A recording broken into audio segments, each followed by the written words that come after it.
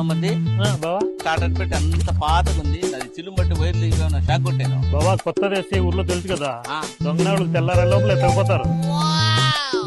దానికైతే భయపడి షాక్ కొడుతుంది ఊరు రాదు బావా.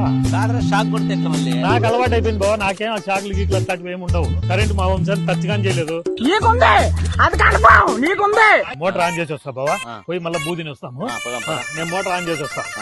బొమ్మరిది చెప్పులన్నీ వేసుకొని పోరా, ఉత్తకాలతో పోతాను. కరెంట్ షాక్ కొట్టాను రా. ఊరుకోండి బావా, పెళ్లిళ్ళకి టౌన్ కి పోతే తప్ప మేము చెప్పులు వేసుకోము, నాకు అలవాటే లేదు.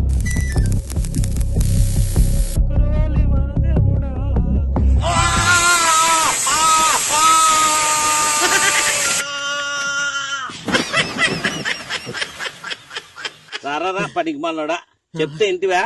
మా వంశానికి షాక్ కొట్టదు, మా వంశంలో షాకే లేదంటివి. కరెంట్కి ఎవరుకుంది భయ, వంశాలకి ఇంచెల్లో ఎవరికైనా షాక్ కొడుతుంది. షాక్ కొట్టేదని తెలుసు బావా, అంత పవర్ఫుల్ అనేది. అబ్బా చాలా గట్టిగా అది. నువ్వంటే 2 సార్లు దెబ్బతిన్నావులే బావా, తెలిసింటది. రైతు సోదరులారా, మీ స్టార్టర్ పెట్టెలోని వైర్లు తెగిపోతే పెట్టె మొత్తానికి కరెంటు ప్రసరించి ప్రాణాలకే ప్రమాదం. వైర్లు పెట్టెలోకి వెళ్లే చోట ప్లాస్టిక్ పైపును వేయండి.